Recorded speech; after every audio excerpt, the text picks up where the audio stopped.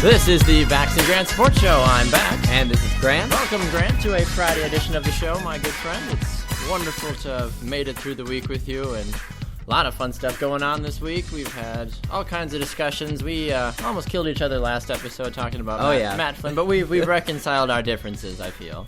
Yeah, we had a good handshake, we hugged it out, and we're all good now. Yes. Well, this is the Bax and Grant Sports Show presented by Sports Radio America. You can check us out Monday, Wednesday, Friday from 12 to 3 Eastern on numerous different platforms. Grant, where can the good people of America and the world find us? Well, they can originally find us on Sports Radio America, also on TuneIn, Live 365, Spreaker, which we live air at these times, and iTunes. Yes, sir. There's lots of fun ways to check out this show. And then you can also follow us on Twitter at BG Sports Show. We've got a lot of followers over the last few days, so a big thank you to all of you that continue to follow us and interact with us on Twitter. Yeah, we've gotten some response back, so that was pretty cool. We have, yep. So we're continuing to grow, Grant. The process continues to grow, and you can also find us on Facebook as well at the Bax and Grant Sports Show Facebook page. So we are all over the place. We are in your face. We are around you. We are all over. It's a good day, Grant. I'm glad we made it to Friday. Yeah, it was a pretty short week, but it's always good to get here. You feel accomplished. Feel like you've done something. I do. I feel like I've gone through the week, and I'm like, you know what? I'm alive. I'm healthy for the most part, even though our health expert, Connor Christensen, worked me out very hard on Wednesday night, but that's why he is the official trainer of the Bax and Grant Sports Show. He's getting both of us into shape, and he'll be on the show later on as well to offer his weekly fitness tip, Grant, so I know you and I will be excited to see, or hear, I should say, what he has to offer us. And then we also have Zach Poppenfuss returning to the show for some sports trivia. Just NFL today, Grant. I thought I would make it a better playing field for all of you. Connor's going to be here too, and it's going to be the three of you on a trivia showdown to the death. All right, I can handle that. Are you sure? You were very disappointing last week. I mean, I was trying. You know what I was trying to do? I was trying to give them a little bit of time to catch up, and then I guess I overestimated myself or my opponents. I see. Okay. Yeah, well, I mean it happens. You can't be on every week. I mean I won't let him in this week. No, you got to crush him from the get-go. Yep. No, Mr. Nice Guy. Don't just beat him down where he belongs and take it to him. They struck my heel, but I will crush their skull. Okay, and with that, thank you, Shakespeare. That was the Bible. Same thing. Not really. Anyway, Grant, the Green Bay Packers are making some fun moves.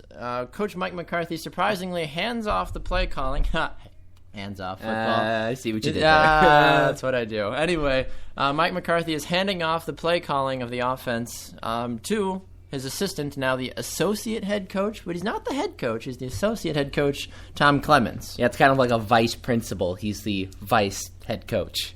So it's kind of weird. So if you've got an issue, do you go to the associate head coach? Do you go to the head coach?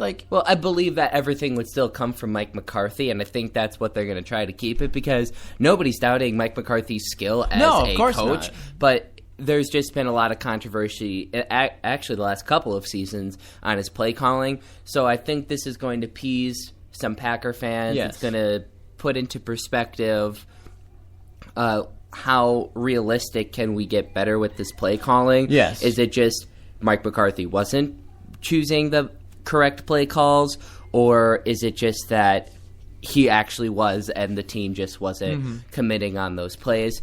But if anybody's confused why we're talking about this again, because we did talk about it on an earlier show, but it was officially announced yesterday, so that's why we're talking about it again. Yeah, Mike McCarthy had a press conference yesterday in Green Bay introducing the new changes, even though everything that was speculated was already known, but this was the official announcement. You know, it's one thing to be like, you know, the Bax and Grant Sports Show will be hosted by ESPN. That's great to say that, but then when we actually come out and say ESPN is now the official host, then, you know, it confirms. You know, that way you're driving home the point, so there's no rumors, there's no confusion. But Grant McCarthy, he's been calling plays for 15 years. Yeah. It's not like this was a one-and-done kind of deal where he's like, maybe I'll try it, see what happens. He's been doing it for 15 years, even back when he was down in New Orleans. So it'll be interesting to see where he goes from this, because one of the main reasons he gave for giving up his play-calling duties is because he wanted to be more active in other areas of the team, which It makes sense. You can, yeah, I get that. Special teams was a big issue last year. That's why they got rid of Sean Slocum. That's why they hired Ron Zook, the new special teams coach. McCarthy wants to be more involved in all three phases of the game instead of just the offense like he was. Well, in the NFC Championship, I'm glad you brought this up because That's what I do. I forget the player that was injured now because it's been such a long time since this happened, but there was a player from the Packers that got injured, and Mike McCarthy wasn't even aware that he was injured because he was so focused on the play calling. So he felt that he wasn't paying full attention to his team, and like you said, that's the reason why he gave it up. Yeah, and that makes sense. As a head coach, you are the head of the organization as a whole in terms of play calling, in terms of all three stages of the game, offense, defense, and special teams. You need to be able to dive into each position and be like, okay, what's going on with the defense? What's going on with special teams?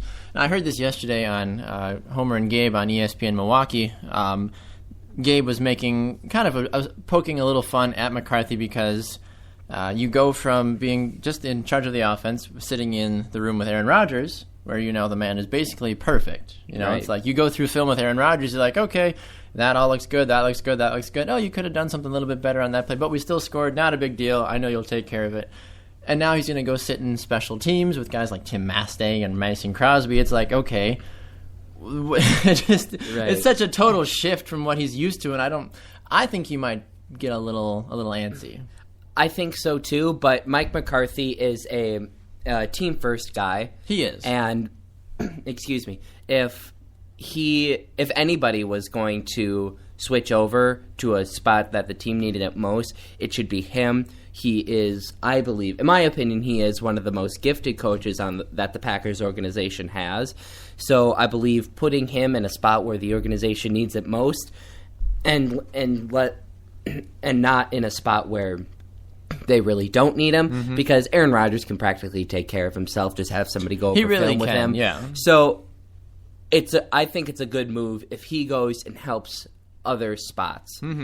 It would better the team in the long run. And yeah, it might not be his favorite thing, but it might get him a couple more W's and a few more rings. That's true. And there was speculation about whether or not Aaron Rodgers would just be given total play calling abilities to just call the plays on the field if he really wanted to, but we now know that McCarthy, that's not the case. He's moving away from it. Tom Clements is now in charge. Edgar Bennett has now been promoted to offensive coordinator. So we'll see where Green Bay heads with the remainder of the rest of their season, but we'll see what's going on with that as we move forward. But in terms of one other thing we want to talk about fast before we jump into our What If segment, Grant, show's a little backwards today, but because we've got so many things loaded on the back end of the show, we wanted to spread out some stuff. But for all of you MLS fans out there in the soccer world, you know that expansion talk right now in MLS is a big deal. Commissioner Don Garber is in the process of expanding the league from to 24 teams by 2024. Now, New York City FC and Orlando City SC will be joining the league this year as the two teams that will be new to the league. But there's now been talks that that MLS has eliminated Las Vegas from contention as being one of the new cities to host. Now, Grant, obviously, Las Vegas doesn't have any pro sports teams to their name. I feel like adding a team to the Vegas realm is such an iffy thing. I don't feel there's a couple things with that. I don't think that with Las Vegas having that much money, but with a lot of other different established entertainment businesses already there, like casinos and big shows and stuff like that, an MLS team I don't think is going to thrive very well there. I also think it'll be very distracting for the players. I think it'll be very easy for them to get into trouble. So I'd agree with this not going to Las Vegas deal. Yeah, yep, and it makes sense so that the league will continue to pursue other options. The thought right now, Grant, is that either it's going to be Sacramento or it's going to be Minneapolis that might be awarded the next and potentially final expansion team in Major League Soccer. Minneapolis is interesting because there's not a lot of teams in the Midwest, and Minnesota's getting their brand new glass stadium, basically. And people down in Atlanta, the Atlanta Falcons, they bought a soccer team as well, and they're going to be working on getting that team into the league as well. But Atlanta's new stadium that they're building, Grant, is a football, soccer specific stadium. The seats will be able to retract and move closer to the field depending on what sporting event is going on. Now, Minnesota is already going to be hosting the NCAA tournament in a few years. They're going to be hosting the Super Bowl in a few years. Why not throw a soccer team in there as well to help build? Because the Midwest, you have the Chicago Fire down in Chicago. Obviously, you've got the Columbus Crew in Columbus, Ohio. And then it kind of drops off from there. There's not a lot of teams in the Midwest area. So throwing a Minnesota team in there, I think, would help continue the growth of soccer in America as a whole, but also the Midwest. Right, because Milwaukee, they just have an arena team. Yep, the Milwaukee Wave.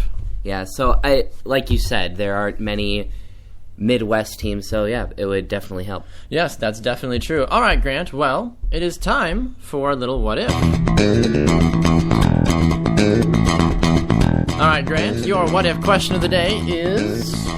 If Raleigh Fingers was still healthy in the 82 World Series between the Brewers and the Cardinals, who would win? Ooh, see, that's an interesting question because Raleigh Fingers, as we all know, did not play in the series. Right. He was out with what kind of an injury? Do you remember? I don't remember. I just remember my dad always talking about, because my dad and I are Cardinals fans. Oh, okay. And he was always saying that Brewers fans always dislike us now because Raleigh Fingers was injured and could never play in the World Series, and everybody says that they would have won if they had Raleigh. So I was just thinking about it and looking up some things about it. I was like, what would happen? Yeah. And that I played 2 different series with those teams, and it was kind of interesting results. Using the whatifsports.com. You physically weren't there. No, yeah. I used I used the whatifsports.com simulator, and I simulated 2 series with the 2 teams. But I want to see what you would think first, and then I'll say what happened. My opinion, just as a whole, I think that the Cardinals organization at that time was just a little too good to be stopped. And obviously they did end up winning at the time. As much as I would like the Brewers to have finally won a World Series, and I think it's still going to be a while before we get to that point. So sorry, not sorry, Brewers fans, unfortunately, but it's true. That's the honest truth, that the Brewers have a long way to go before they're going to win a World Series. So I think the Cardinals would have won the series. All right, so the first series I did, I was getting new to the website. So I gave the Cardinals home field advantage accidentally through the entire thing because I didn't know how to change it. Okay. And the Brewers still won in 7 games. Okay, so there you go. Ha! Take that, Grant. And then in the second series, the Cardinals, with switching home field advantage, won in a 7-game series with Raleigh. So it would have been close no matter what. Okay. Well, not necessarily close, but it would have, if Raleigh had played, it would have definitely changed the dynamic, home field, away field, etc. Okay, well, Grant, my what-if question to you is, what if the 2010 Green Bay Packers Super Bowl champions squared off with the 2014 Green Bay Packers team? Who would win? Well, even though you have a higher receiving core, you have a better receiving core in the 2010 Green Bay Packers. You have, I would argue, about 4 top wide receivers, whereas the 2014 Packers only have 2. So but with that in mind, the Green Bay Packer defense of this year was leaps and bounds better, in my opinion, than the Green Bay Packer defense of 2010, and I believe that would make the biggest difference. So I would believe that the 2014 Packers would win that game. Yes, I would have to agree with you on that one. 2010 was a great year and all, but I don't want to take away any of the glory, Grant, but at the same time, it's really hard for me to fully feel like the Packers deserve to win the Super Bowl in 2010. Hey, we won it. That's all. I know. That's all that matters. They won it. That's all that matters, I guess. All right. Well, we're going to take a quick break. When we come back, we've got some NBA All-Star Weekend stuff to chat about. We've got some trivia coming up a little bit later on. We're going to talk about Adrian Peterson and Ray Rice as well. Don't go anywhere. This is the Bax and Grant Sports Show, presented by Sports Radio America.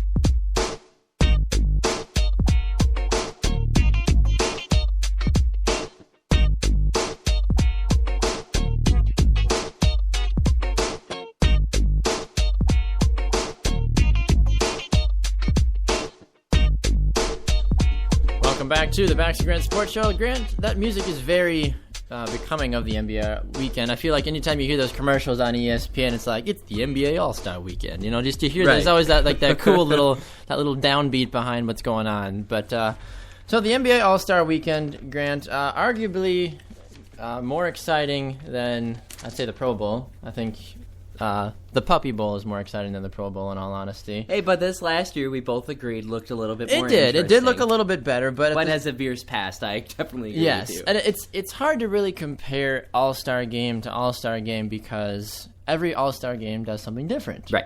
Now, NFL, they play each other. They have the teams play each other they do a draft. They do a draft-style thing. For hockey, they do a draft as well. They go against each other. For MLS, they have the best players in MLS play a club team from Europe to kind of showcase this is the best of the U.S. against a random team, not usually a random team, usually a top team from Europe come over, and that game goes, so depending on who they play. And then the NBA All-Star Weekend is East-West, as we know, but basketball is just a different sport as a whole. We already know the score is going to be, 347 to 285 because there's going to be no defense as always, but basketball is the type of game where you can't fake it. Like the pass rush in football for the Pro Bowl game. It's like, oh, I'm going to touch you. Oh, no, you're not going to go tackle anybody. Oh, for basketball, it's either you can put the ball in the basket or you can't. So there's a little difference when it comes to that. But looking at this roster, Grant, in terms of the players that are on the Eastern Conference, for the starters, you've got the point guard, John Wall and Kyle Lowry. The shooting forward, you got LeBron James and Carmelo Anthony. And then you've got Pau Gasol at the power forward spot. That's a pretty good starting five on any aspect. But Carmelo Anthony, though, he's nursing an injury at the moment and is only expected to play in the game for maybe a few minutes. The only reason he really wants to play and is going to risk his injury right now is because it's in the Garden. The All-Star game is in the Madison Square Garden. It's where the New York Knicks play. That's where Carmelo Anthony plays his basketball. He wants to play for at least a little bit, Grant, which makes sense. But I think that they're hoping that he doesn't overextend himself and get himself hurt. Flipping over to the Western Conference, the starters, you've got Steph Curry, Klay Thompson, James Harden, Marc Gasol, and who am I missing? Did you say Blake Griffin? I did not say Blake Griffin. I believe he's starting. Okay, because in the paper here, I'm pulling from the USA Today, and they've only got 4 starters, so maybe they're playing 5-on-4 this year. But if you've got Blake Griffin, then we're going to go with that. That's really odd for some reason. Well, USA Today, you done did mess up. Oh, he was because he was labeled a starter, but he's injured. Gotcha. So I don't know who they're starting. I'm assuming they might start like Russell Westbrook or Chris Paul or Kevin Durant or any one of the future Hall of Famers that they have on the Western Conference. Yeah, so we don't know the 5th guy for the West because Griffin is injured, but we will find out on Sunday or maybe even sooner. Yeah, yep, exactly. So, Grant, you were looking at the power rankings before, courtesy of ESPN.com. What do you got going on with some Actually, I do want to say one quick thing about the Eastern All-Star team. Okay. What do you got for me? John Wall, I do not agree that he is a all-star caliber of a starting guard. Okay. I believe that you could have Kyle Irving from the Cavaliers in the starting guard spot because I just don't think John Wall's Kyrie Irving. Yep. I don't think that John Wall is that great of a player. I think he's overhyped. He doesn't do that well for the Wizards. And if you want to test me, go ahead. But I want you to give me the numbers and show me how well he plays for his team because in my opinion, he doesn't. Yeah, well, John Wall averages 17.4 points a game, 10.1 assists a game, and averages about 1.9 steals a game. He's not very big. If you look at the East compared to the West in terms of the height and the starting five, the East is very small. John Wall, he's 6'4". Kyle Lowry, he's 6 feet tall. LeBron James, he's 6'8". Carmelo Anthony, 6'8". And then Pau Gasol, 7 feet. But then if you flip it over on the other side, Steph Curry, he's 6'3". Klay Thompson, 6'7". James Harden, 6'5". Marc Gasol, 7'1". And then whoever else they choose to be in that starting lineup, they've got some pretty good size on them. John Wall, though, he was the former number 1 draft pick back in 2010, Grant, so he does have that. But I think that's part of why he's a little overhyped. Okay. That makes sense. I can see your valid point in that. So, John, show Grant that, you're better than what he's calling that you are on this weekend. But he needs to hit more shots. He takes way too many shots and doesn't hit enough. So you're saying he's like Kobe? Kobe now. Yes, Kobe now. Kobe now, not Kobe back in the day. Okay. Kobe in the day was great. Kobe in the day would have shot anybody in the All-Star game out the building. But anyway, Grant, power rankings, top 10, who we got, what's going on, any surprises? Well, these are 4 days old for power rankings, so they might be a little old. So if you disagree with them because of some recent games, kind of like because the Cavaliers are 4th right now, and the Bulls, I believe, they're 11. But since the Bulls just totally spanked the Cavaliers, I believe this next week's power rankings, had a fantastic game. Yeah, that's going to change. Okay. This week, but still 1, 2, 3 is Atlanta, Golden State, and the Grizzlies. Now, you said if there's anything surprising, and we were listening to a little segment on this before, that 1, 2, 3 has stayed the same, and even though Grizzlies have won key games and have beat Golden State, or beat Atlanta, so they should. Or I actually think they beat both of them, but they just recently beat Atlanta, and people are saying, especially Grizzlies fans, are saying, why didn't they move up? And I can see where they're saying by that, and if you beat the team, you should go past them. But look at how many games you play in the NBA, and then if you look at their records, Atlanta and Golden State have a little bit better of a record, and if you're going to be putting the 1 and 2 seed up there, it's going to take a little bit more than just 1 or 2 bad games from the team to knock them off. Yeah, I have to agree with that. But an interesting question I wanted to point out to you, Grant. I was listening to Mike and Mike this morning on my drive into the studio, and they posed the question, because they're in Manhattan doing the NBA All-Star Weekend, that with the 3 teams, in the past, at the All-Star break, any team over a 700 win percentage going into the All-Star break usually goes to the final or wins the final. That's kind of how it's happened in the past. But they asked the question, they said, if you had to put down a large sum of money that means a lot to you, so for me that'd be like $1.50, because that's about all I got to my name, would you take one of the top 3 teams, so Atlanta, Golden State, or Memphis, or would you take the rest of the field to win the finals? I would say that's a really good question. Yeah, I thought it was really interesting. That's a really good question. I mean, it's kind of tough to say 3 teams out of the 30-some teams in the NBA are going to outplay them for sure. And I was going to say, the way the bet works is that you put money down saying, I think it's either going to be Atlanta, Golden State, or Memphis, or somebody else altogether. So you get to choose. As long as one of the top 3 teams wins the finals, you get your payout, or you pick the field, which has teams like Cleveland. You've got teams like Toronto, San Antonio, Dallas Mavericks, the Milwaukee Bucks. Now I'm kidding about that one, but either way, there's enough teams. They're probably going to go to the playoffs. I would not count them out. I know they will. I'm just saying though, like in this instance, for me, I would take the field. I trust the field more than I trust the top 3. As much as I love Golden State, I don't think Atlanta is as for real as people think they are. Right. Golden State and Memphis would be my 2 picks. If I had to choose, but I'd take the field on this one. Yeah, same here. I would also take the field, but if I had to choose one of the 3 to at least go to the finals, I don't know if winning. They could probably win it if they did end up going, but I would say Golden State. So you're going to take... What do you take? I would take the field, but if I had to choose one of the top 3, I would take Golden State. Okay. Well, Grant's taking... We're both taking the field. Yep, we're both taking the field. All right. Well, we're going to take a quick break. When we come back, we're going to chat a little bit about Adrian Peterson and Ray Rice. Grant's got his rant, and then Connor's got his weekly health fitness tip, and Zach and Connor are both in the studio now as Zach looks to defend his honor as the Bax and Grant Sports Show Trivia King. Don't go anywhere. This is the Bax and Grant Sports Show presented by Sports Radio America.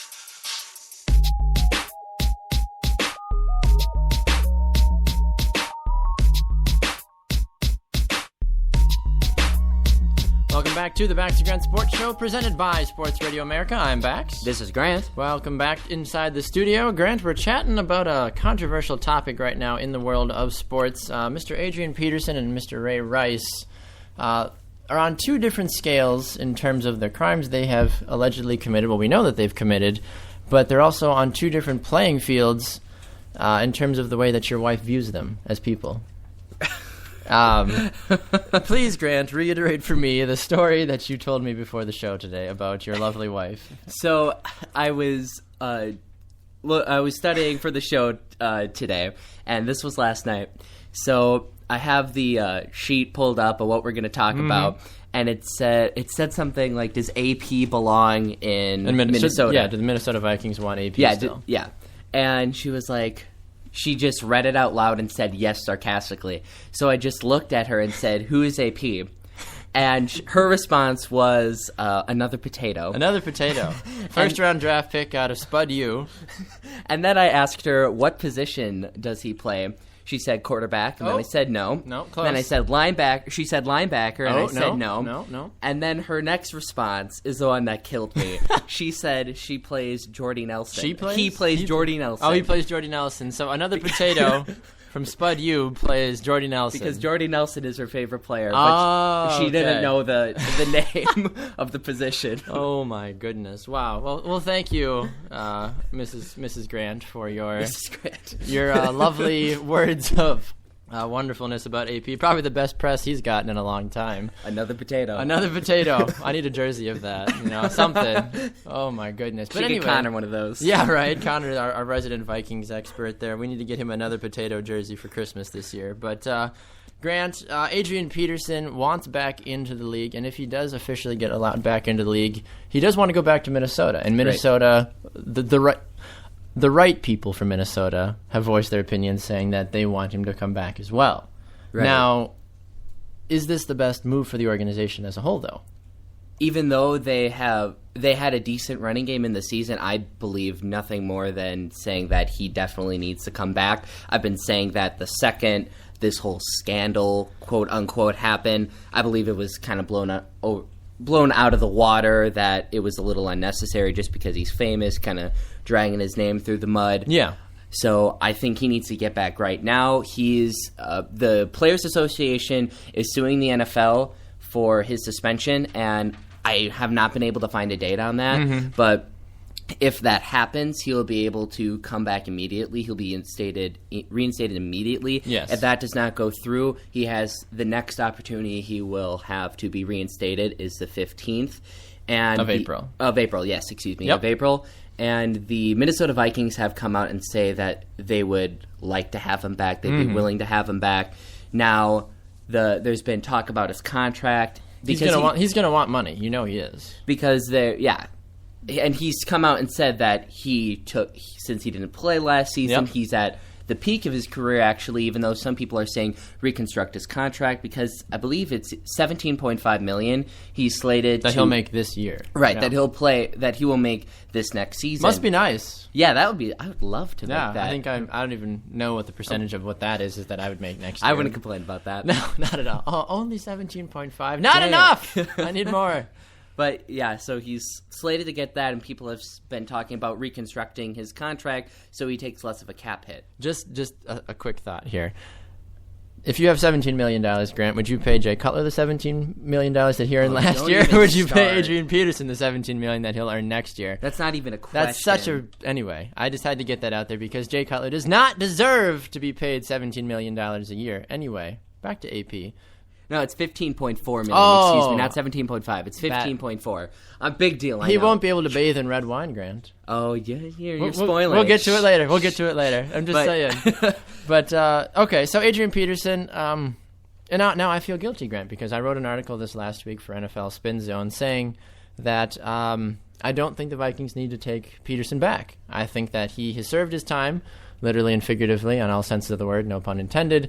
That the Vikings need to just kind of take a step away from him. He helped establish a terrific run game. He, didn't unfortunately get a chance to work with guys like Jerick McKinnon or Matt Asiata. Matt. Thank you, Connor. Connor's in studio. He corrected me. Thank you.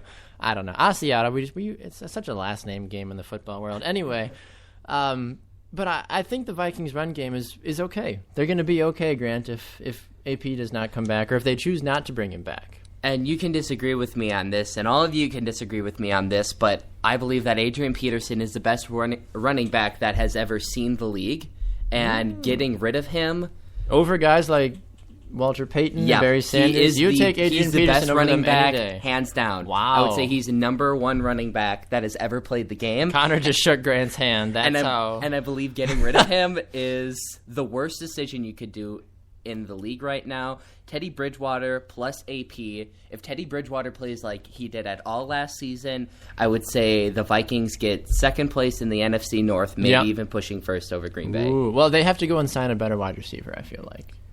Aside with some other complications on the defense, but I think Minnesota, if AP does come back, stays healthy, blah, blah, blah, all that normal talk, I do agree they'll overtake the Lions and be a clear second-place favorite, if not a contender for first place. Because there were a few games, we've looked through their schedule numerous times, the Vikings could have easily been a 10-win team this year. Right, but easily. They unfortunately have the bad habit, as all Viking fans know, of blowing it at the end or just not being able to close out games at crucial points or just not even having the calls go their way, as I hear sniffles and crying from Connor behind me. But well, if you look at it, the Packers, when Aaron Rodgers first started, their season went 6-10, and almost all of the games they lost was like 3 points that they lost by or something like that. Yes. Then the next year they made it to the playoffs and lost in a shootout in Arizona, and then the next year they won the Super Bowl. That's not a bad way to go. Minnesota, there's hope for you. Yeah, it's looking up for Minnesota. I agree. All right, Grant. Well, quickly, Ray Rice, he's a free man,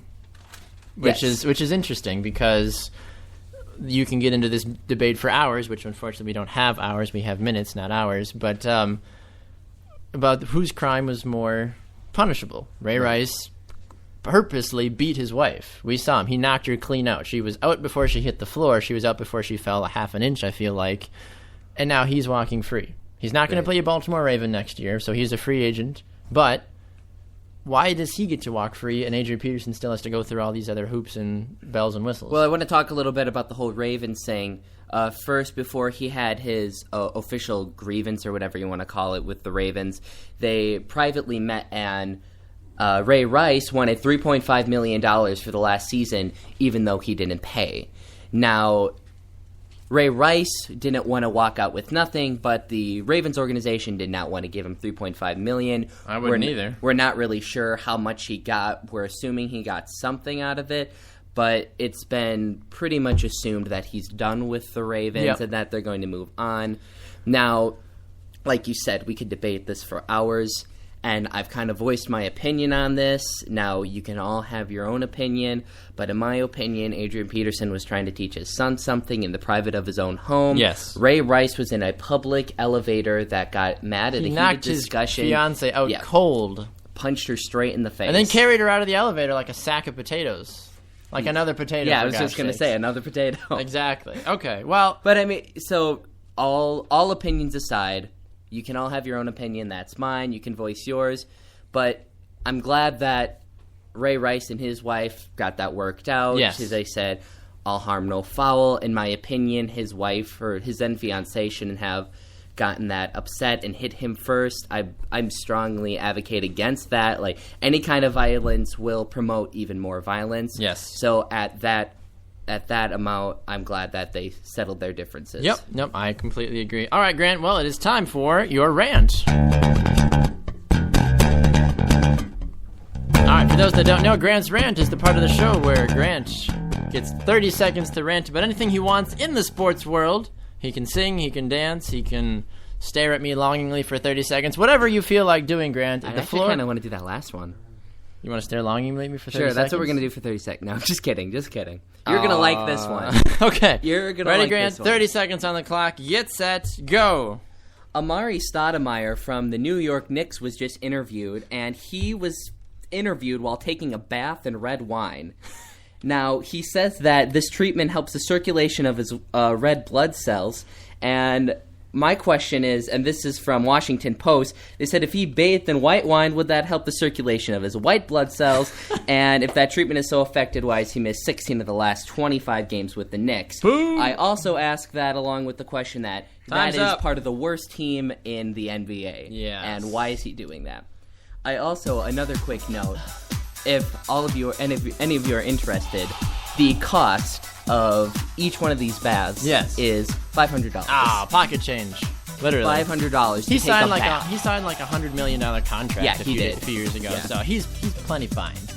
Maybe we should take baths in red wine before the show to help stimulate our speaking abilities. I mean, if you're footing the bill, I'd be okay Oh, with it. yeah, definitely. All right, well, we're going to take a fast break. Connor's in the studio. Grant's in the studio. It's about to get hot and heavy. Don't go anywhere. This is the Bax and Grant Sports Show presented by Sports Radio America.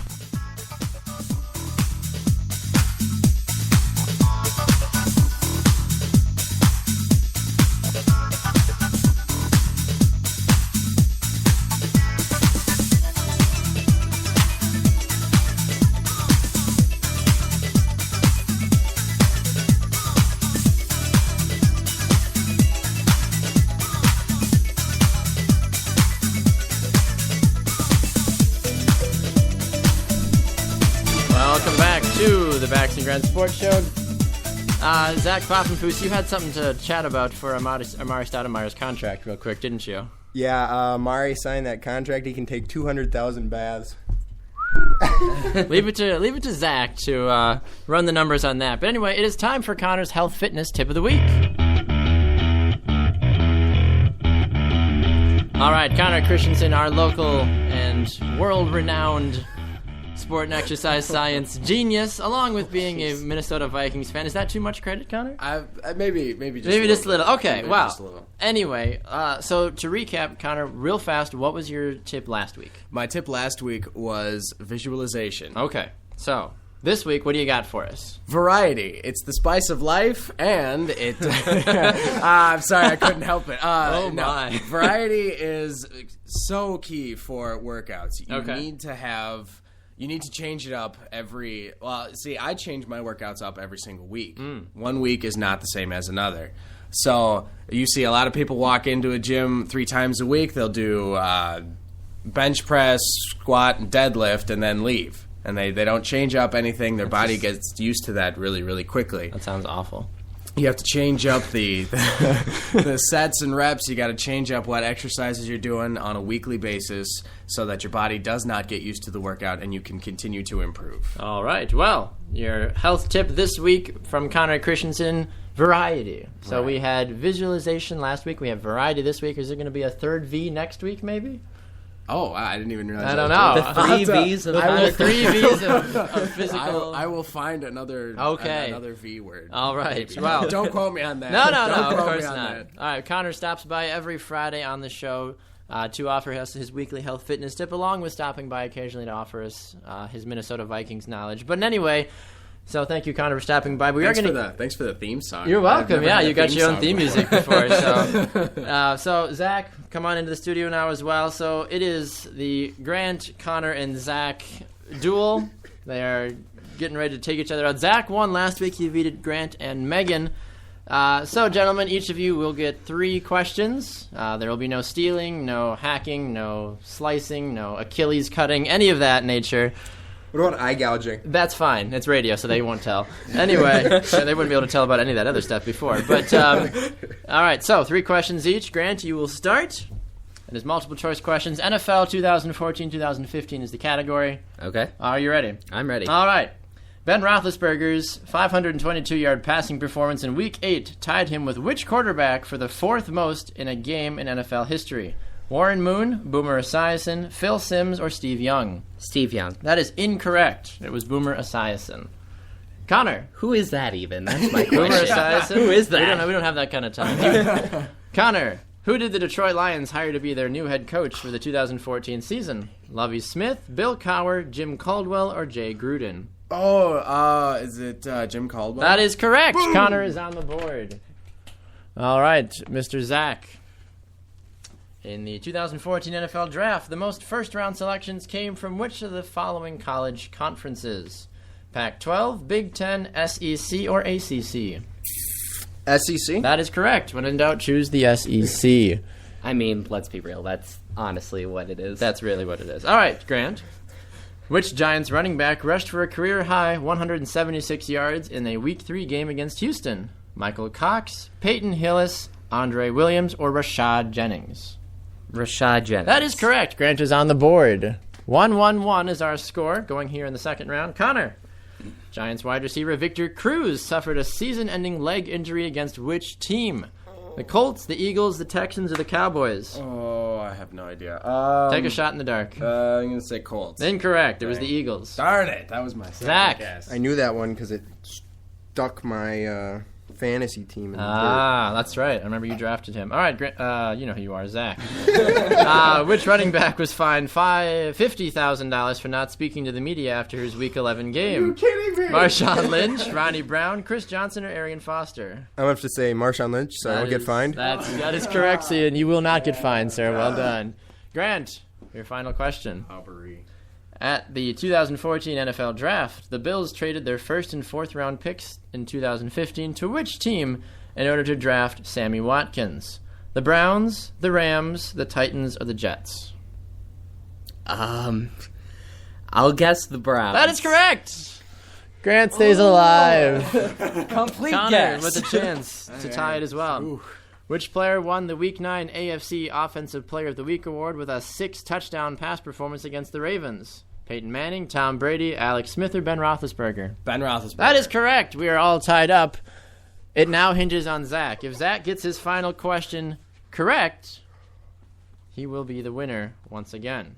Now my questions just reset themselves, so I need to find my place. There we go. Sweet. Put it back on easy. Yeah, exactly. All right, Grant. Damn it. You, Zach. You know who you are. Anyway. Which Bears rookie won the Week 2 NFC Defensive Player of the Week with 2 interceptions and a win over the 49ers? Will Sutton, Brock Vernon, Kyle Fuller, or Ego Ferguson? Is that Kyle Fuller? That is correct. Zach is our champion for a second straight week. He defeats Connor and Grant by a score of 3, 2, and 2. I just want to point out he had the easier question. I have no would control have over definitely that. point out- I have no control over I that guessed on whatsoever. every single one of my questions. You didn't know Boomer? I don't know who that is either. Yeah. Cystic fibrosis. He has the Boomer Esiason Foundation. Yeah. No idea. You need to listen to CBS Radio more. Yeah. Wow. guess. Okay, well, here, I'll give you. Would you like a redemption question? Nah, it's fine. You sure? Yeah, I can give we're you good. one. No, it doesn't I- matter. Zach already won. We don't need your pity. Okay. Fair enough. Fair enough. All right, well, Let the record state. Zach is 2-0 on the Bax and Grant Sports Show. Congratulations, Zach, for your victory. Grant will shake your hand. I have nothing to give you. There you go. Can I Connor- come back next week? Yeah, you have to keep defending your title until you are knocked off, which one of these days we'll have to leak the answers to Grant or somebody so we can actually Give me the question. Put it back on easy for me. I told you they were completely random, all NFL Nah, questions. I disagree with that. I think you deflated his question. Oh, so you're saying, are you Indianapolis, Grant? Is that yes, what you're yes. telling me? That's, Okay. yeah, that's what I'm saying. It says I win on the script, so I don't know what you're talking about. Oh, okay, all right. No, I didn't know we had a scripted show. That explains so much. Anyway, all right. Well, Grant and Connor. Yes, Grant and Connor. Connor, real fast. Yes. Any thoughts about the Adrian Peterson issue that's going on? I would just like to say that I agree with Grant. Not necessarily that Adrian Peterson is the greatest running back of all time. I would love to say that, being a Vikings fan. Who do you think is? The greatest running back Yes. of all? Oh, man. There are far too many. Okay. I'd have to give you like a top 5. All right. Well, we'll have to do that another time. Yeah, But but he's definitely up in the top Oh, sure, 5. sure. Definitely. Okay. But I would say that the Vikings should take him back. I Okay. think that having Adrian Peterson on the team is just a smart move all around for everybody involved. But I will say, if they decide to part ways with him, I will lose no respect for anybody because I think that there is a lot of hope in the running game, and I think Adrian Peterson, I think everybody will be okay. Okay. All right. Well, thanks for stopping by, Connor. Zach, really fast. If you had to pick one random team in the NFL that signs Ray Rice this season in free agency, who is it? The team that needs Ray Rice the most, I think, is the Oakland Raiders. Ooh, going to the black pit of hell that is Oakland. We talked about that last week. All right. Well, this has been another edition of the Bax of Grant Sports Show, presented by Sports Radio America. Grant, as always, a pleasure, sir. It's been great. It's been great. I Baxter is the one that gave me the red wine story, so You're welcome. I appreciate him. As I an appreciate that Italian, you're welcome. It was molto bene. It was very good. I couldn't find anything, and that was the most ridiculous thing I've heard of ever. I'm glad I could help. All right, well, this has been another edition of the Baxter Grant Sports Show. Remember, find us on Twitter, BG Sports Show, and on Facebook page. We'll see you guys all on Monday. Have a great weekend, everyone.